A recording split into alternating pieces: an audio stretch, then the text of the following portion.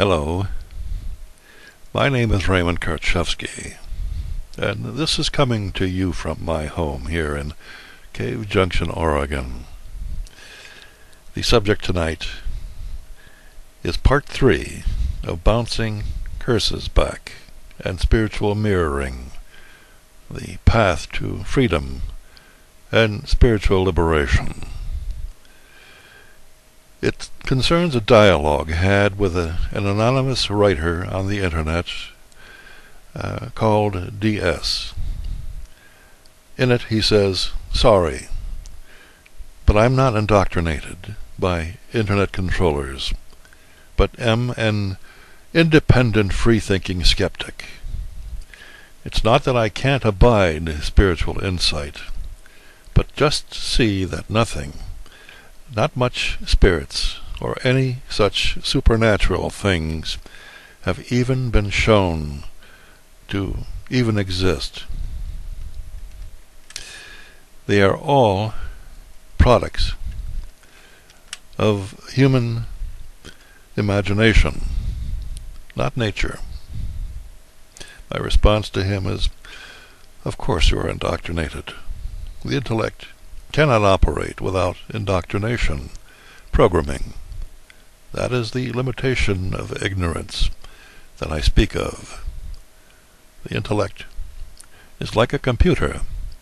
It functions at the extreme superficial level of intellectualism, a dualistic, opposing realm of consciousness, based in symbols, concepts, ideas, and tied to an unhealthy ego's personalized, judgmental level of memory and such.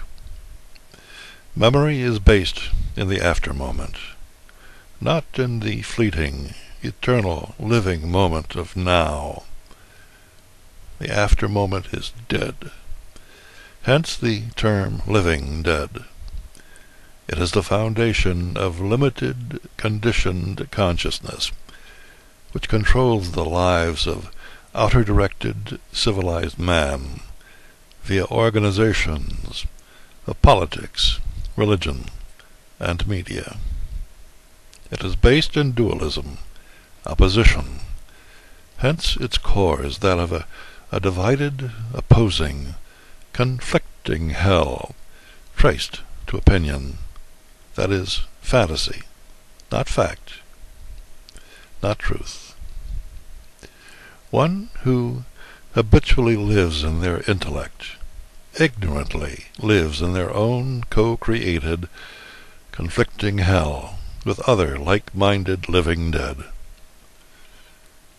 If you could, DS asks, if you could actually prove that anything at all spiritual were real, you could win the $1 million prize for anyone who can do that. Many have tried, but none have won it yet. How about you? The flaw in your offer lies in the fact that truth cannot be proven. Only the idea of truth can be proven. Why? Because living truth exists in the living, eternal moment of now. The idea of truth, when communicated to another, is conjured up in the dead after-moment of memory. The intellect is absolutely necessary when resolving technical, which are mechanical, dead, after-moment-based problems, and when communicating with other terminals of consciousness, that is, egos, with the intellectual codes of language, based in symbols, concepts, ideas, etc. But it is absolutely destructive when used to resolve any and all non-technical issues of life.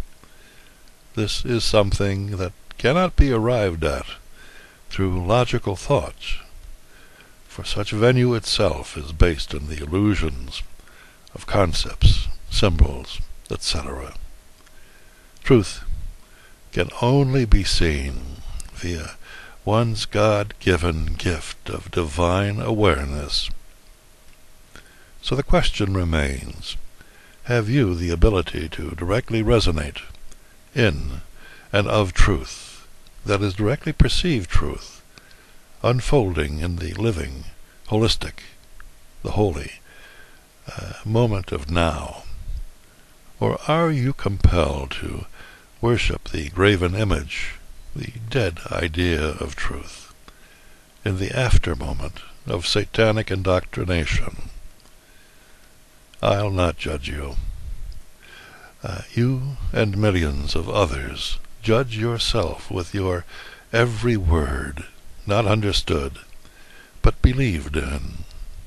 I use the same words as you and others do, but as you can see, my words have a distinctly different effect upon believing minds. Why? Because truth dissolves illusion. Hence, it has a painful effect upon the limited consciousness of blind believers who are introduced to their own intellectual limitations. What is being discerned in the unavoidable distinction between holistic energy, truth, and the partial energy of belief, the idea of truth, the graven image of truth. Conditioned, prideful egos are introduced to their own limited grasp of truth. Thus blind believers go into attack mode as a means of self-defense. Hell, isn't it?